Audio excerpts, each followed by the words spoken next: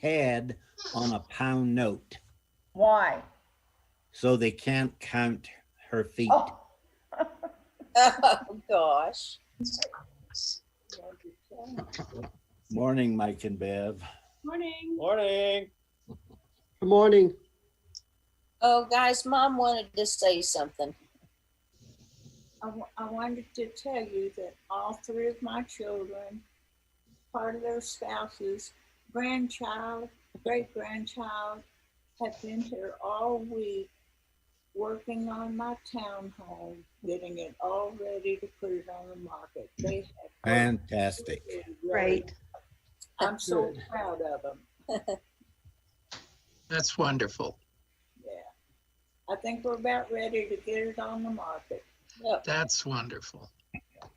And I just how's the neighborhood, Jerry? How's the neighborhood there? Maybe I should look over there.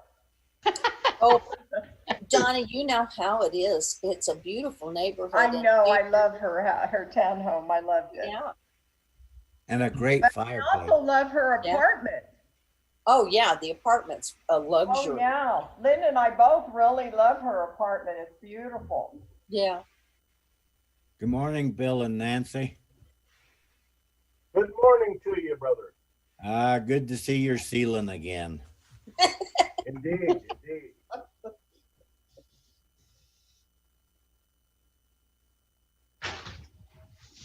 So is that a smooth ceiling or is it knocked down? Who are you talking That's to? covered with cottage cheese. I see. Very nice.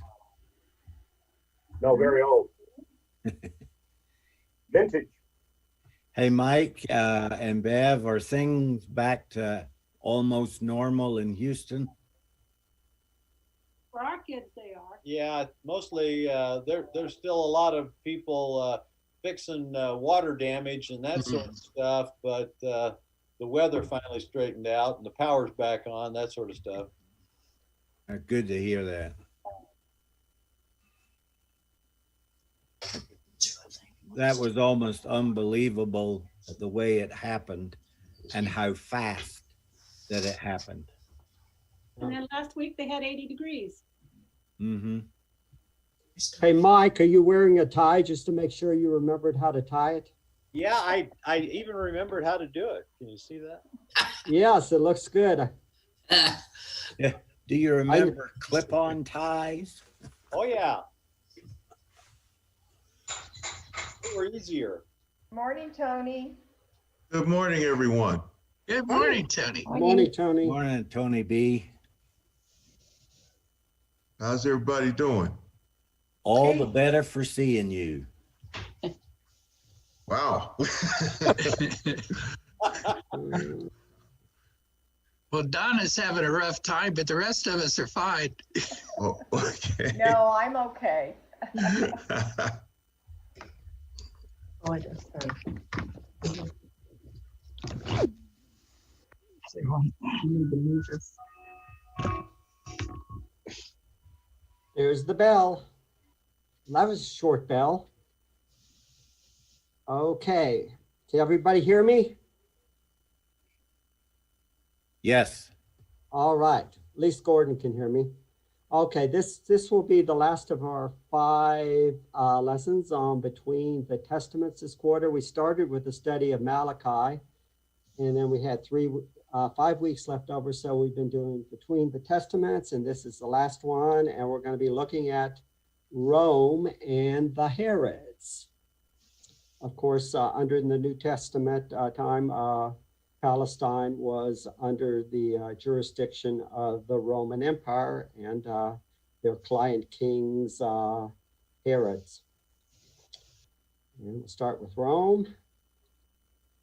When we did the Hasmoneans and Maccabeans a couple weeks ago, we went through the rulers there, beginning with Judas Maccabeus and then ending up with Aristobulus. They ended with a queen. She was the widow of the 2 previous rulers, and since she was a woman, she could not hold the offices of military commander or the high priest. So her two sons served in those capacities, and then she was followed by her son. He ended up, between the two of them, Aristobulus ended up being the ruler. But after she died, there was some contention between her two sons. Aristobulus was the military and Hyrcanus was the high priest. They were fighting for the control of Palestine, see who would be in control. And if you think about it in the ocean, if a fish is in trouble, it is squirming, that sort of thing, in comes the sharks. Well, Aristobulus and Hyrcanus, they were the fish, and Rome was the shark. So the news of the problems there reached Rome. Rome at this time was a republic led by the Senate, and the Roman general, Pompey, was in that area, and he heard about the trouble. Both sons, Aristobulus and Hyrcanus, offered Pompey money to decide the outcome in their favor. Pompey ended up supporting Hyrcanus in his effort, but Aristobulus, I think he actually got it, but then he was going to revolt against Rome. So Pompey said, enough of this. So he comes with his legion and takes Jerusalem by force. It takes 3 months, mainly because Jerusalem is a walled city. So he had to get through those fortifications. 3 months, and then 12,000 Jews died in the siege. Pompey, he was the second of three. Antiochus Epiphanes entered the Holy of Holies. Pompey entered the Holy of Holies, and then later Titus would enter the Holy of Holies. But all three of these times, the Holy of Holies was pretty much empty. The Ark of the Covenant was not in there. But unlike the previous time, Pompey just goes in there, walks around, and then leaves. He does not take anything from the temple, and he allows a worship to continue as before. Judea now, our Palestine area, is made part of the Roman province of Syria, and it remained that way through the time of the New Testament. Hyrcanus, the ruler who was there before, was made the ethnarch of Judea, Galilee, and Idumea and Perea. The ethnarch was a political position below a king, but it was above the ethnarch. It literally means ruler of a people or ruler of a nation. And he was the political leader and the high priest. And we said in the Maccabean lesson that the Pharisees opposed one person having both the civil leadership and the religious leadership. So they were not happy with that. Judea had to raise taxes in order to pay tribute to Rome. And Aristobulus, the brother of Hyrcanus, he and others were taken as prisoners to Rome to make sure that, that Judea stayed in line. Now, Antipater, his name means in place of the father. He was the governor down south of Judea, of Idumea, or the former Edomites. Remembered under the Maccabeans, under John Hyrcanus, he forcibly brought Idumea under the Jewish control and forced the citizens there to be circumcised. And Antipater, he was down there, and he was the governor down there, serving under the Jews. And he became friends with Hyrcanus and gained influence, and put his sons in positions of influence. And Herod the Great, he was made governor of Galilee. This is the area north of Samaria, when he was 25 years old. And he and his sons were very loyal to Rome, that being at this time Julius Caesar. Warner? So, yes. Is Idumea really traces its roots back to Edom, correct? Yes. Yes, they were originally on the other side of the Dead Sea, but the Nabateans pushed them out of the area, and then they took the area down south of Judea, down there where Beersheba is. But following the death of Julius Caesar, he was assassinated in 44 BC by members of the Roman Senate. They were afraid that Julius Caesar would transform Rome from a republic into a dictatorship. So Cassius and other senators assassinated him. But Antipater and his sons, they still came out on top. They showed that they were just as loyal to Cassius as they were to Julius Caesar. And then Antony defeats Cassius, and then Herod quickly changes his allegiance again. And in return for that, Herod received the throne of Judea. Remember, he already had Galilee, and then with the death of Hyrcanus, he also gets Judea. So he's getting stronger, getting more land. Then he's kicked out in change of fortune in 41 BC. The Parthians, which was the empire just east of the Roman Empire, they take Jerusalem, and then Herod is forced to flee for his life, and he goes to Rome. He stays there for about 4 years. And then the Parthians install Antigonus, who was a much-loved Jew, to replace Herod, and as king and as high priest. So Herod, the hated Herod, is gone, and the much-loved Antigonus is put in his place as the puppet king of the Parthians. And this shows here's Parthia here, and then this is the Roman Empire here. And then in this time frame, Parthia takes over this area right in here, and then Herod has to leave.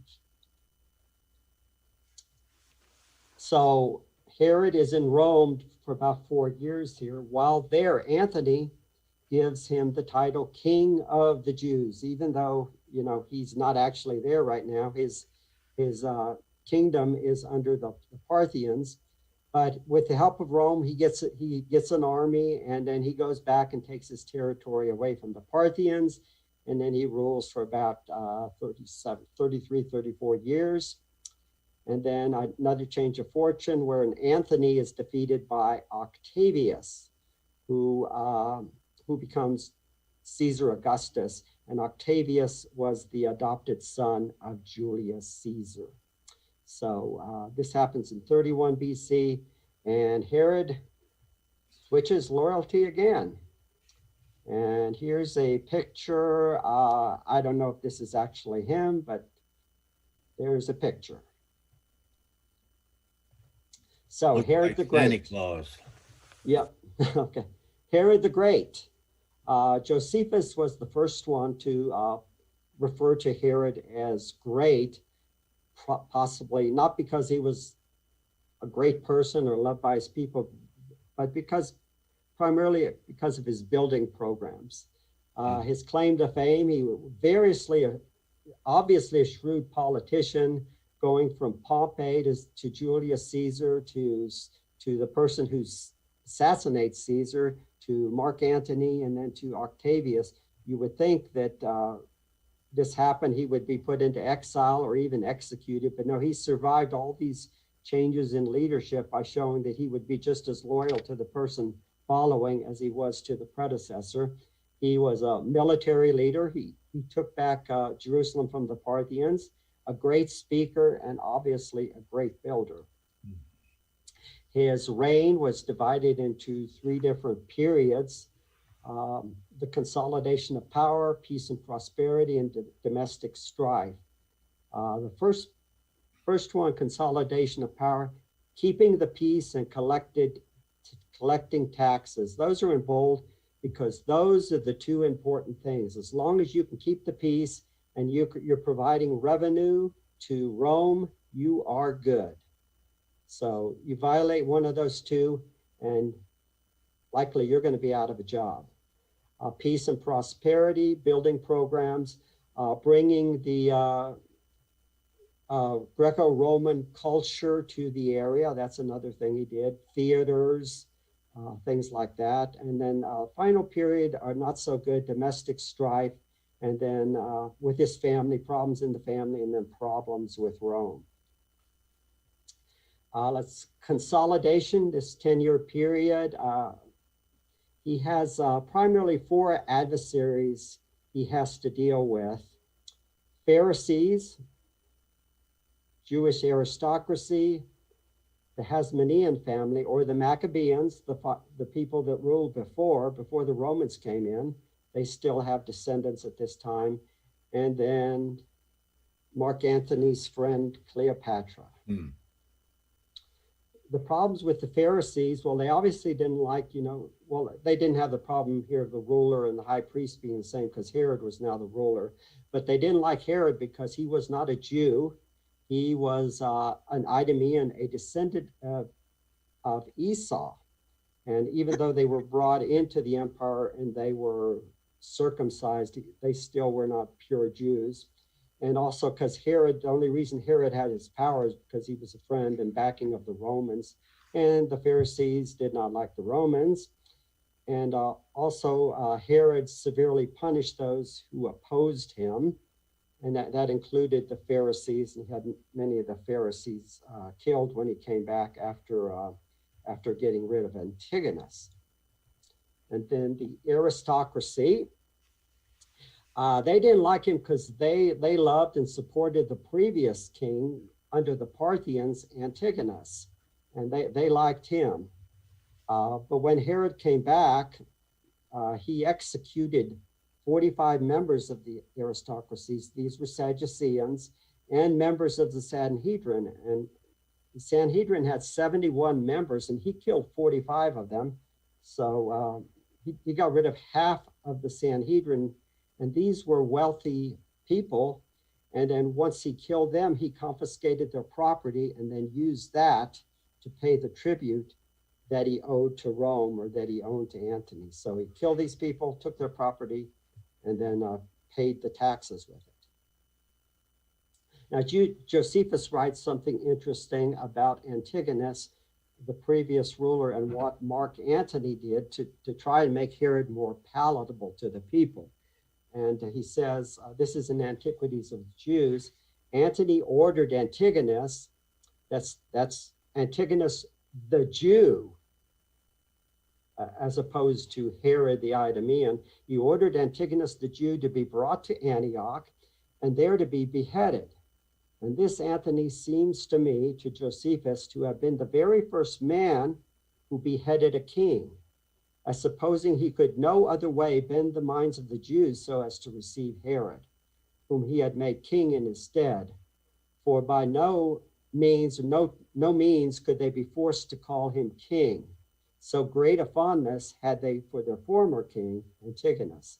So he thought this dishonorable death, having him beheaded, would diminish the value they had for Antigonus's memory, and at the same time would diminish the hatred they bear to Herods.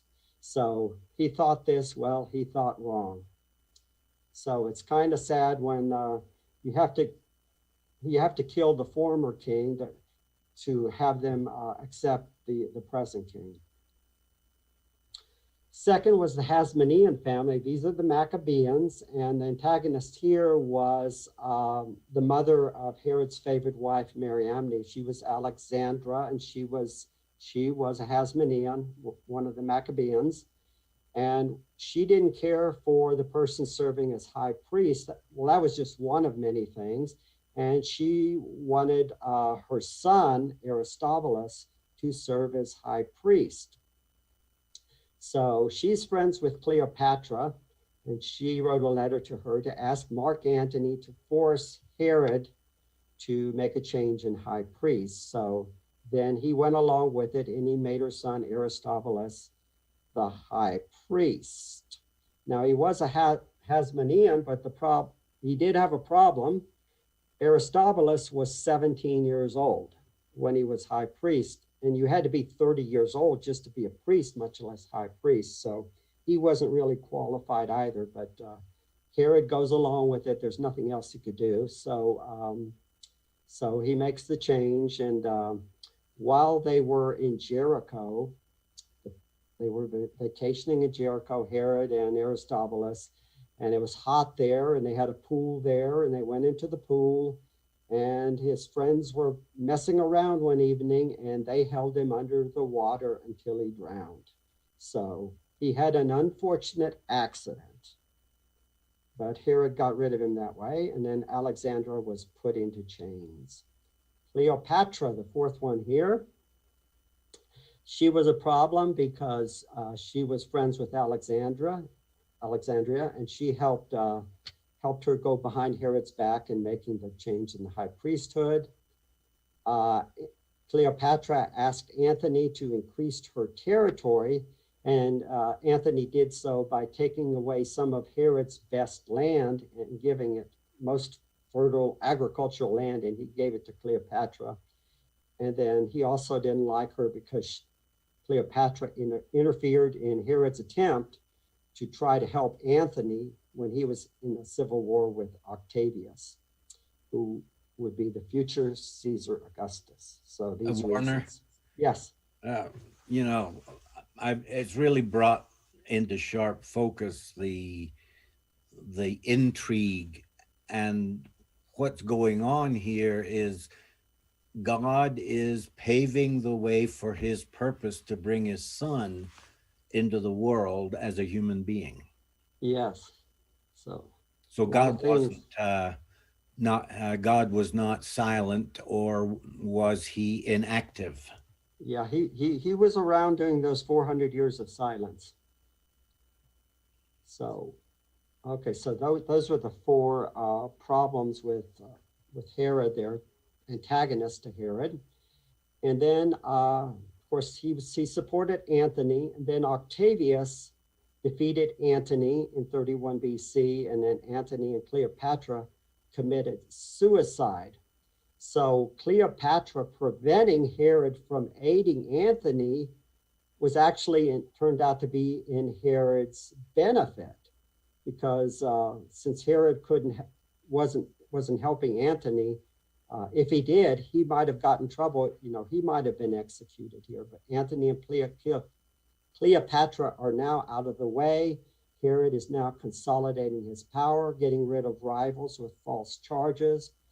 He's successfully persuades Octavius of his loyalty. He tells Octavius, you know, my support to Antony was just as a friend and a patron of, you know, someone under his power, someone under his domain. I swear to you, you know, I will be to you the same as I was to Antony. And Octavius agrees with him, and then he keeps him in his power, and then he gives him additional land and gives him the land that Cleopatra had taken. And he executes his favorite wife, Mariamne, Hasmonean, during this time. And later we'll get into why that was. So peace and prosperity, 27 to 13. Most notable achievement, according to Josephus, was Herod's rebuilding of the Jerusalem temple, a great, you know, modification adding on to it. The temple was constructed of white marble with gold embellishments. It said that, of course, the temple faced east, that when the sun came up, in the morning, you would be blinded to look at the temple. It was so bright. The Babylonian Talmud has a statement that says that he who has not seen the temple of Herod has never seen a beautiful building. The temple built it not so much, I don't think he built it so much because of his love of God as to get himself good with the people that he was ruling, and also to show, you know, just how good of a builder he was. Began building in 2019 BC. Trained priests, you know, this was a sacred area, so it was a holy area. So priests were used, they were trained to be stonemasons. Temple services were not interrupted during the construction. To allow this to happen, all the materials were already in place and no noise was made. So all the temple services continued during the construction.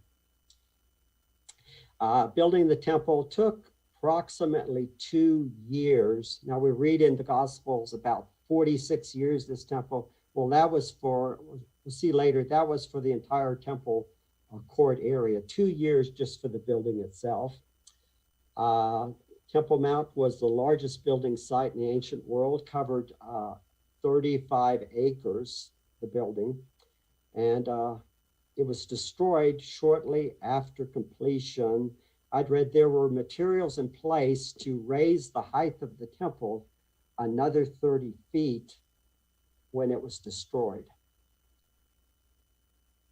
His building programs was his royal palace there in Jerusalem, the seaport, Caesarea Maritima, the Herodium, Masada, and of course, the temple, 20 to 19. So a lot of building programs. So here is the layout of Jerusalem at the time of Jesus. And you can see how big the temple area is, all this area right in here. As I said, about 35 acres. And I mentioned 2 years to the temple, so that the 2 years is just for this little thing right in here. And then it would undergo modifications where they would continually raise the height. So this is the area here. Here is the palace right in here. Here it's palace. And then this is the size of Jerusalem, about about 1 square mile. Now I mentioned last week about the synagogue where it said the Talmud or something, 640 synagogues in Jerusalem during the time of New Testament. Well, looking at this, if there's 640 synagogues in Jerusalem, that's about every other building being a synagogue. Okay, Antonio Fortress is this building right here off the temple. If you remember when Paul came back to Jerusalem after his missionary journey, after being warned, don't go back to Jerusalem, you'll be put into chains. There's the riot there, the crowd, and then the soldiers come and get him. They take him to the fortress of Antonio, which is right in here. And then here's an artist's picture of what that might have looked like, where they took Paul when they arrested him for causing the riot. And then here's a depiction of Herod's palace. This was on the western side of Jerusalem. And then here's the retaining wall. Caesarea Maritima, this was the harbor, formerly called Stratos Tower. This is along the Mediterranean Sea. And this was the headquarters of the Roman garrison that was sent to Judea. This is where Paul was kept under Felix and Festus at Caesarea Maritima. It would become the home of Philip the Evangelist, one of the 7 mentioned in Acts 8:40 and Acts 21:8. This is where Cornelius lived. So Caesarea was the site of the first Gentile converts to Christianity. Herod made great improvements here to the harbor, since this would be, the area where the Roman garrison was kept. Improvements he made were a theater, a hippodrome, place for horse racing, the palace there for the Romans there, an aqueduct bringing water to other areas, and then a temple to Augustus. So this shows Caesarea in relationship to Jerusalem. So here's the area here, Herod's palace in this area. This is the Roman theater. Here's the Hippodrome right here, amphitheater, and then here's a temple here. This was a temple to Caesar, a temple to the Roman emperor to Augustus. And then this shows today what the Hippodrome looks like.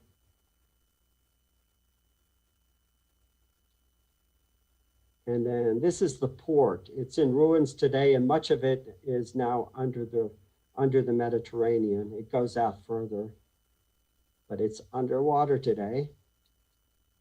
And then this is an artist's depiction of what Herod's palace would have looked like. And later, likely the place where Felix and Festus and where Paul was kept prisoner. And then this is the Roman theater in Caesarea. Looks to be in good shape. And I think it's still used today for plays and whatever. Okay, here's something that doesn't get much publicity, but this is the tomb of the Patriarchs, or the former cave of Machpelah. This is where Abraham and Sarah and Isaac and Rebekah and Jacob and Leah are buried. And it's believed that the stones on this building were quarried from the same place as the stones of the Temple Mount. So this will give you an idea of, this place obviously was not destroyed like Jerusalem and the temple were by the Romans. So this will give you a good idea of what the Temple Mount looked like before the Romans destroyed it. And then here's another shot, and this is in Hebron. Here's the Herodium, something else Herod built, and this is the shop we usually see. But looking from above, you can see there's actually like different rooms in there. It shows the way to get up there. And then here's an artist's depiction of what it would have looked like before it was destroyed. Here we go. Outfitted with a bathhouse, a theater in there, living quarters, and more. And it was 100 meters above the surrounding land. And then here's a layout showing the stairway going up there, courtyard and living quarters, a lot of baths. So quite a large complex. It still reminds one of medieval castle structures. Uh-huh.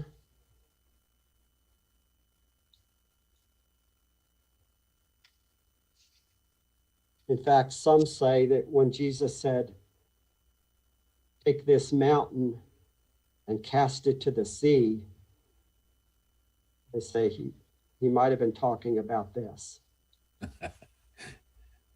And the sea would have been the Dead Sea. Yes.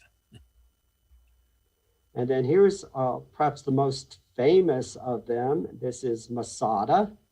And here we see the ramp that Titus had built to get in there. And you can also see it's terraced. We tend to look up here and we don't see there's other levels here. All this stuff right here. So it's quite big. The ramp that Titus built was an amazing feat of engineering. Yes. And I think this happened 72, and it was the Zealots who had taken over this area. And rather than, or Josephus says, rather than being taken, once they realized, that the Romans are going to get them, rather than being taken prisoner, they all made a suicide pact. There's another shot. Here's a good shot of the ramp, and then the different terraces here. And then here's the Dead Sea. Now I found this really. Herod constructed a massive swimming pool capable of water. It wasn't a reservoir for drinking water, because there was a cistern nearby for the drinking water and stuff. And so this was clearly a swimming pool and not a cistern, not far from the pool. So there was a cistern not far from the pool. This wasn't the cistern, but rather a bold statement of the luxury Herod could afford himself and his guests. So swimming gallons of water. How'd they get the water up there? Water was carried up there by pack mules. Can you imagine how many trips? It's poor mules. So, okay, let's move on to domestic strife and problems with Rome. Herod had 10 wives. His first wife was Doris, and she had one son, whose name was also Antipater, in place of the father. His favorite wife, Mariamne I, she was a Hasmonean, had 3 sons. We got Alexander and Aristobulus. The third son, don't know much about him other than he died in Rome, and don't know much about the 2 daughters. And these were the favorites of Herod. And to show his favoritism,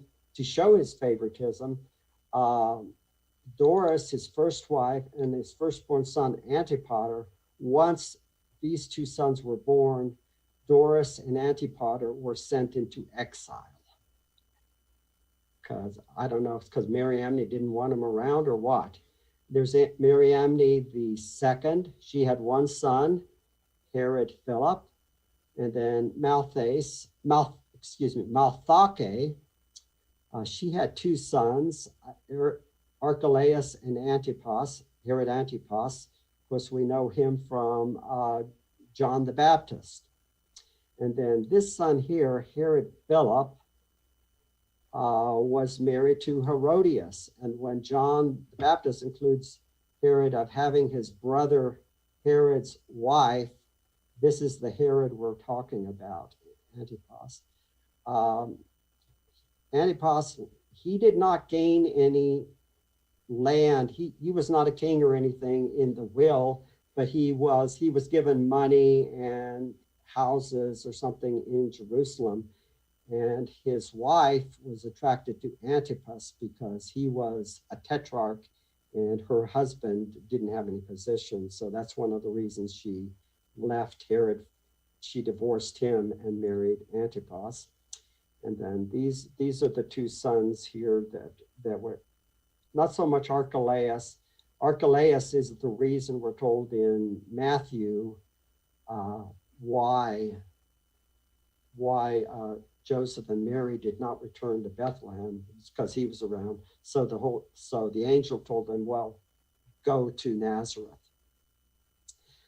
Cleopatra, one son, Philip the Tetrarch. He was the tetrarch up north. He ruled the area of Caesarea Philippi, which is where Peter made the confession there that Jesus is the Christ. Mm-hmm. And then some other sons we don't know that much about here. Jealousy comes into play. Herod's jealousy of Mariamne's beauty. He did not want anyone else to have her, if he died or anything.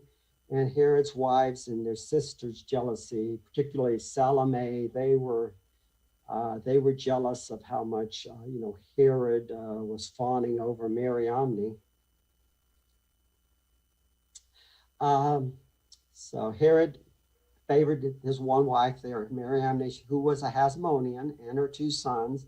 And that, as I said earlier, once her 2 sons were born, he sent his first wife, Doris, and her son, Antipater, away into exile someplace. Mariamne, she being a Hasmonean, it's hard to be humble when you're a Hasmonean, and she made it clear to, the other wives and Herod's sister that, she was better than they were. From the Lexham Bible Dictionary, according to Josephus, Herod was so protective of his favorite wife, Mariamne I, that he instructed his soldiers to kill her if anything were to happen to him while he was traveling. If he was gone, he did not want her to get remarried. Herod's motives for marrying the young Hasmonean Jewish Jewess were partly to gain approval with the Jews. They loved her because she was a Hasmonean. Along with her beauty, Mariamne first is said to have had a temper and a constitution to speak her mind.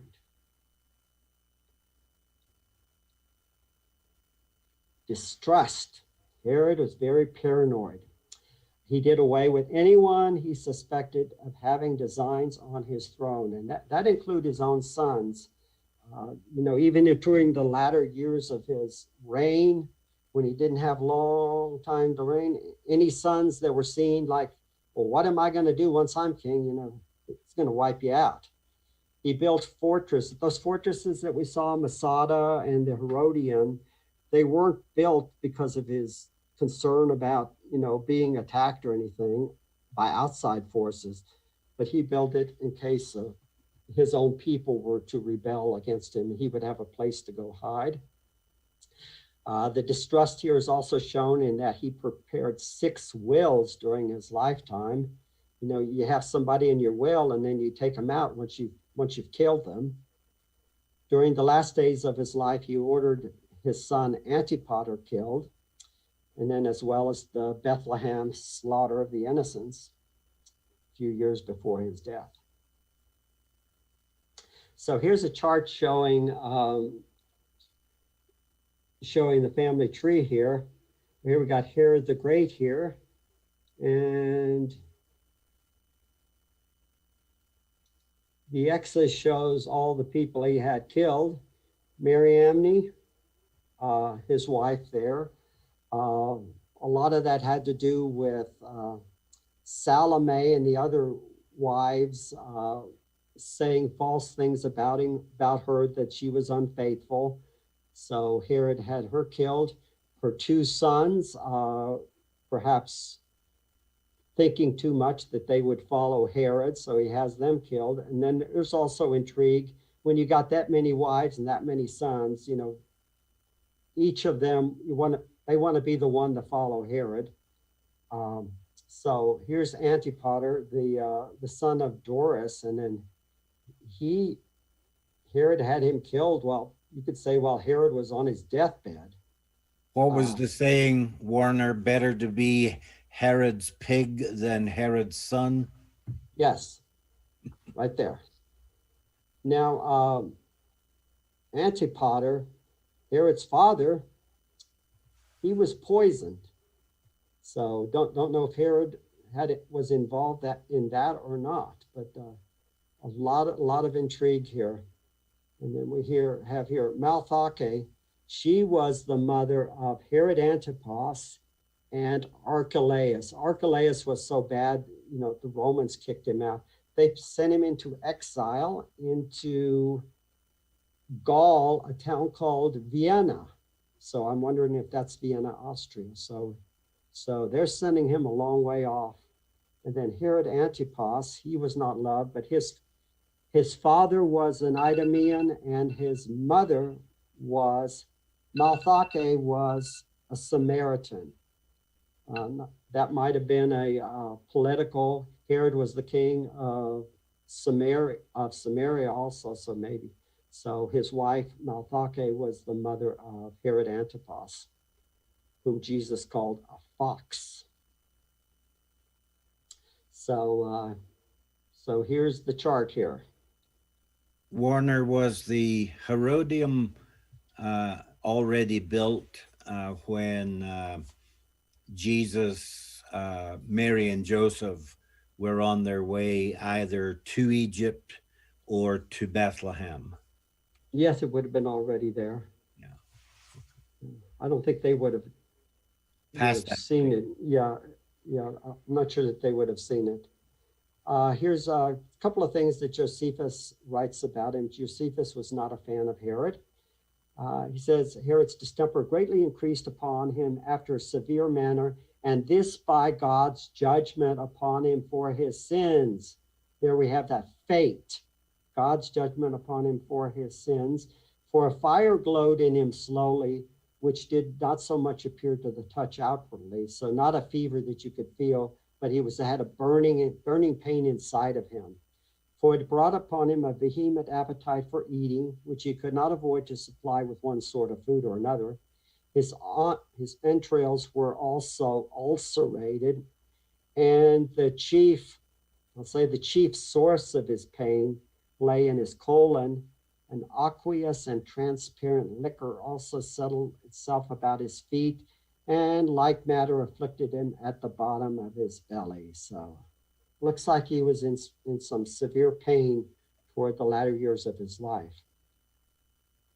This is in Wars of the Jew, companion book he wrote. Herod's distemper became quite more and more severe to him, and this because of all the disorders that fell upon him in his old age.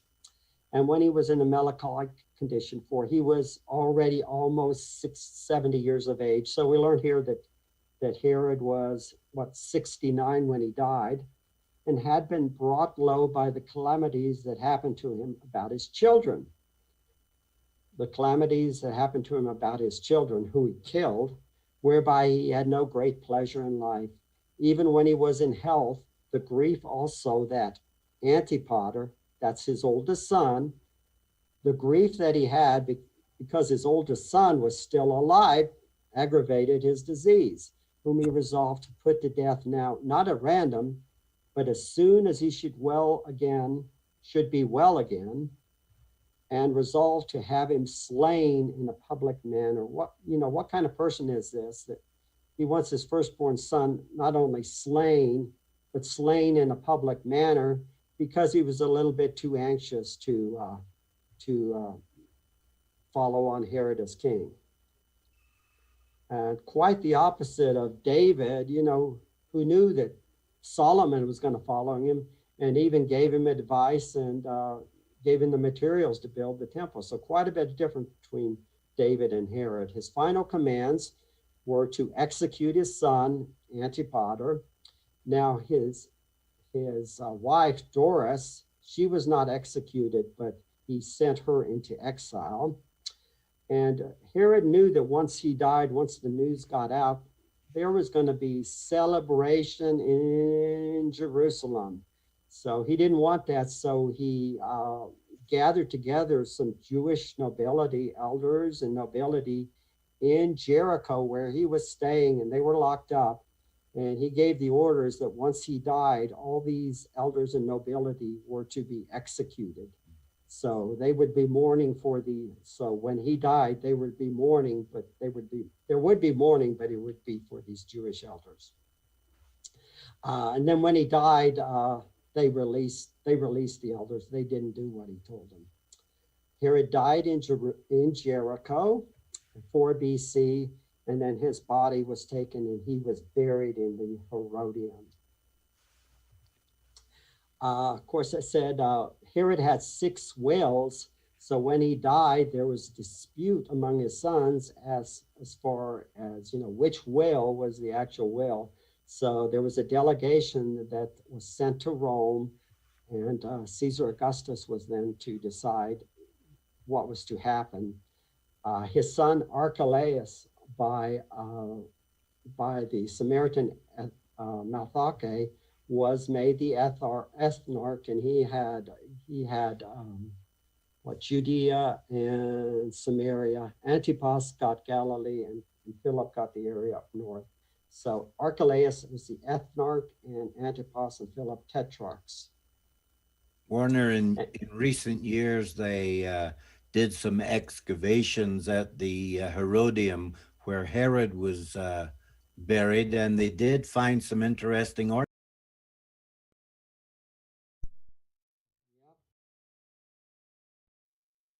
Well, thank you. So here's how in Judea, and Matthew gives him as the reason why they Antipas. This is the one that Jesus called him a fox. Philip, don't hear too much. And then Agrippa the First, grandson of Herod the Great. He was the one in Acts chapter 12 that the apostle James executed. And then his son, Agrippa II, he was a good king. Paul came before him.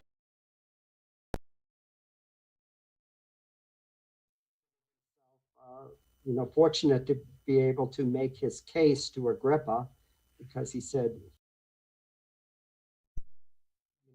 you know all things. Make his case before him. The one thing that's interesting in here is look at the dates he ruled.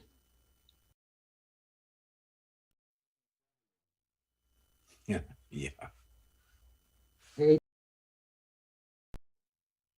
He wasn't there. He wasn't a part of it. So Vespasian, and he ruled during the time, up until the time of Domitian. So even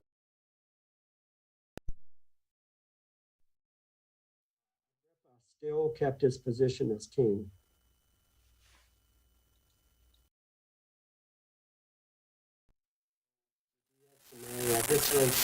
This was Archelaus. This area was Herod Agrippa.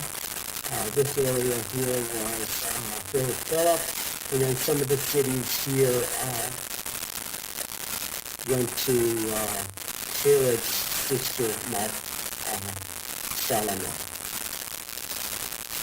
And next week, new quarter will be Acts of the Apostles, and that will be 2 quarters. 2 quarters for Acts of the Apostles, and Wednesday night will be character studies in the book of Genesis, starting with Adam and then going through Joseph. So that's it. Thank you. I've been enjoying teaching these last 5 classes. Warner, it's been excellent. Thank you. Thank you. Yes, thank you, Warner. This has been so interesting. Yes. I'm sure Acts will be interesting too. Yeah. Warner, thank you. Thank you. You're welcome. Thank you, Warner.